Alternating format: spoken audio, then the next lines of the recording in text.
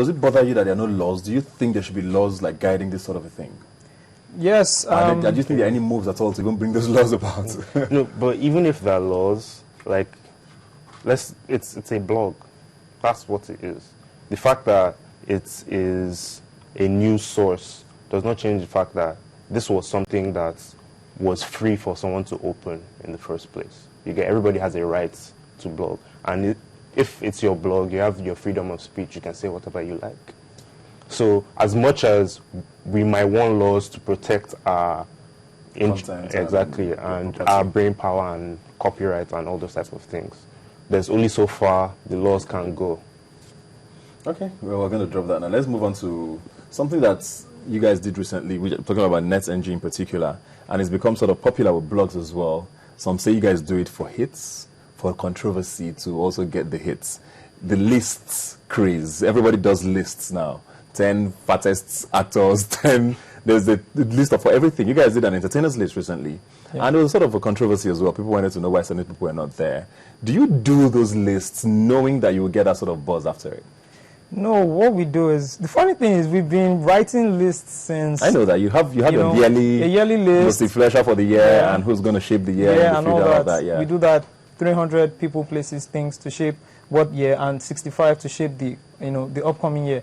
So it's just that a lot of lists have also been coming out. There was a list about rappers, a list about bankable artists, a list about the richest people in Nigeria. So when we dropped our list, it was like a bombshell, And just to add, it takes a lot, and it takes a lot for us to bring about those lists. It takes a lot of argument, it takes a lot of research, it takes a lot of backgrounding to actually put out a list like that. So we could say it's very credible. We want people to argue. We want people to say they think someone should be there. That's why, one of my mentors, Chris Yidero, will say, every opinion is biased. No matter how well you try and balance it, you could always see someone or an outsider will say, I think or I feel someone else should be on that list because of so reasons. So I think it's credible, though. I think the list is quite credible. You guys don't do a lot of lists, Umbrella? Well, we still do. Yeah, you do, but you are more of the red carpet place to go to for like fashion and weddings. I know that's what you guys are very big for. Yeah.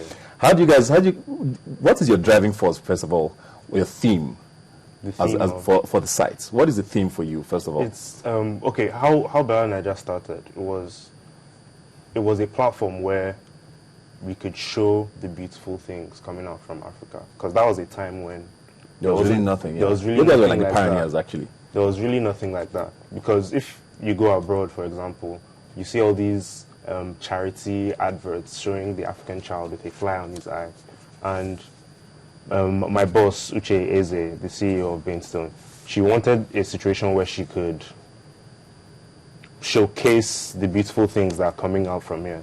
And so that's just how it started. And she's someone that has a passion for weddings as well. So she just pushed that as far as she could. And what are some of your favorite stories to tell? I know there are people who are pop culture sensations anywhere in the world. I mean, outside of Nigeria, you have anything about Beyonce would sell, anything about Nicki Minaj would sell. People like that. I know Nigeria will have sort of pop culture people who, whether they just woke up to brush their teeth, you guys quickly have to put in a picture because they're going to get hits. Who are some of your favorite people to talk about? People like Genevieve. I hardly ever see a bad comment on Genevieve. And the commenters on Bella Niger, they're ruthless sometimes, but I hardly ever see. And Rita Dominic, Omotola. The Nollywood ladies always bring the news. Yeah, always. Even Jim Ike, because he's controversial in himself, so that type of stuff. Yeah. What about for you guys? Who do you guys always have to put up? Well, there was a time one of you milked the Von Nelson triangle. Wow. Von Nelson, Yeah. It's still been milked, actually, but yeah, go on. It is definitely Two-Face DBR, D'banj, definitely. Don Jazzy, like he said, Genevieve, also Genevieve Nanji, Omotola Jalade, Tonto DK, she's controversial. Yeah, there are a lot of people. You talked about the president even. Okay, of course, he's the president, so he naturally has to.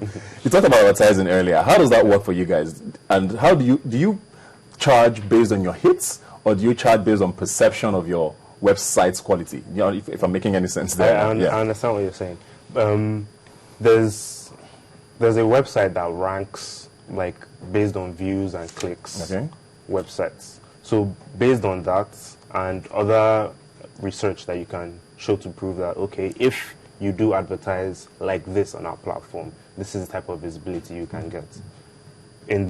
With that in mind, this is how much we charge for this type of advert, this is how much we charge for this type of advert, this is how much we charge for that type of advert. So that's basically. Is that the same for you guys? Do you? It's more of equity and brand equity. You know, if you're big, you're big. People will want to come and, you know, advertise on your platform. That's why you always have to be up to date with your stories. You always have to break the biggest news in entertainment or whatever platform you're covering. So yes, we take business very serious, and advertising, there's a lot of intricacies to it, you know, a lot of technicalities also to it. It depends on what page you're advertising on. If you're advertising on the home page, if you're taking the top banner, if you're advertising per story, every story you get to read, people get to read your adverts. You know, we actually break it down for just about everybody. So no matter the size or no matter the reach you want, we can give you what you want. People always, a lot of us, when we come to this blog, sometimes we're not sure if some stories are sponsored or some stories are actually just you guys telling a story. How often do you get people like celebrities call you to push stories? It happens every. And do you guys charge them for that? Okay, when it comes to celebrities, most times you see new promo shots. That is a celebrity's PR team saying, okay, a single is coming out soon, so how do we get people to talk about it? So, and stuff like that is stuff that people want to see on a regular basis. So charging them for something that we would have gone to find anyway it wouldn't be right. So who do you guys charge then for stories? You guys don't charge anybody for stories? No, we do. Like on Bella Nigeria, for example, if it's a sponsored post, we write sponsored content on it. Okay. So you would know that this isn't coming from us, this is coming from like a press release or a launch of a product or and something. even those things, we still scrutinize them, change the grammar a little bit, edit, and all those types of stuff. Okay. Now, the Senate President, sometime this year, insinuated that government might want to start regulating social media and new media because apparently we peddle, or you guys peddle, I don't know, a lot of rumors and instigate people against the government. What do you think? Do you think that regulation is needed? Do you think we need that sort of regulation now? I think the question should be, is it possible? How are you going to get someone who has a blog is in his house and, you know, his IP is probably registered in the US, he has no contact page on his blog, and, you know, his Twitter handle, you can't just reach the person. It will take probably the SSS to track him down with which browser or which, you know, internet he's using to track him to his house. Other than that, I think it's not possible to even try and regulate. Same thing goes to social networks like Twitter and Facebook.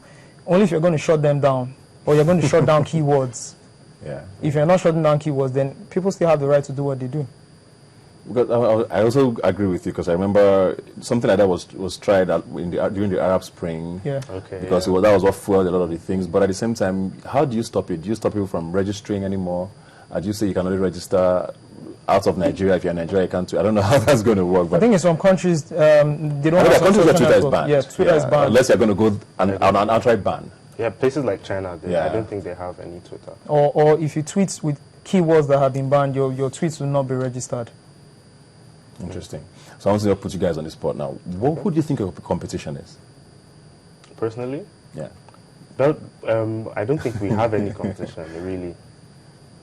Because Bella Nigeria is a large platform. Okay. And at the end of the day, even if we do stop everything we do, people will still come to us for fashion and weddings, most definitely. Even if we do stop all the other things we do, all the inspirational stories, all the pros, all the hot topics and discussions, people will still come to us for fashion and weddings.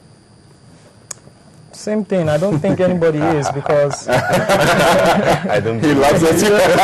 I don't. Well, I think so, because we've broken the biggest stories. I mean, since I've known Nigerian Entertainment Today Net, before I joined, I had a stint at Eco FM. I used to go to net to copy stories, to tell everybody on the radio. So breaking the biggest stories from Wizkid fathering a baby to Ice Prince fathering a baby, to many other stories. So nobody plays with us on that level. So we're good, we're comfortable. Okay, I guess you both have your strengths, and that's what you're saying. Fashion, entertainment, investigative journalism-ish / entertainment.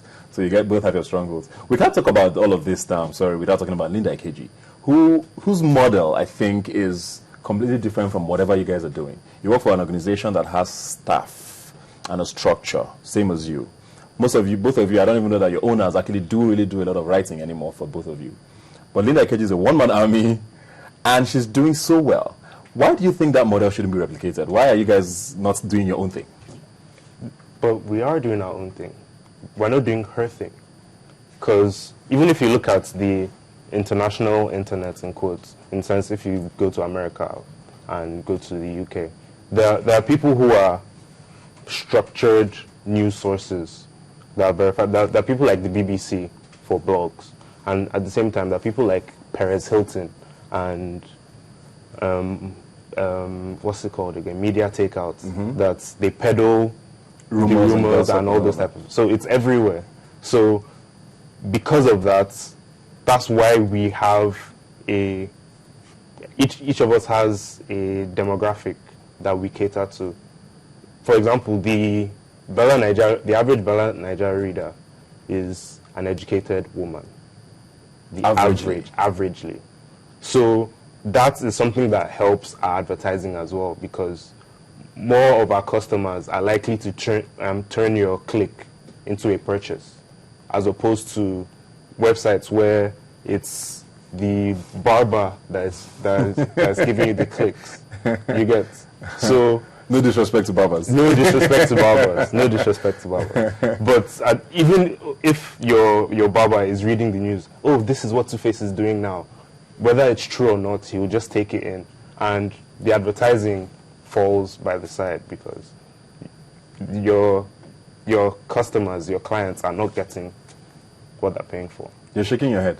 No, I'm not. I truly understand what he says. And similar to Net too, we're like, look at it like this, we're like CNN meets TMZ. I mean, we break it down in the most simple English, but we also want to have high standards. We currently serve news. We currently serve news to bank show media. That's one of the biggest news outlets in the UK. So we supply them Nigerian news and Kenyan news. If we were not doing what we were doing, they probably wouldn't have contacted us. So back to your question, you're saying, why aren't we doing what she's doing? I think doing this is more interesting for me. I prefer to do it, I will put it the right way. I feel it's the right way, and I prefer to do it that way. Okay. Thank you very much for being here today. Thank you. It's been nice having you as usual, and hopefully when we call you back, you'll be here again with more money and more hits.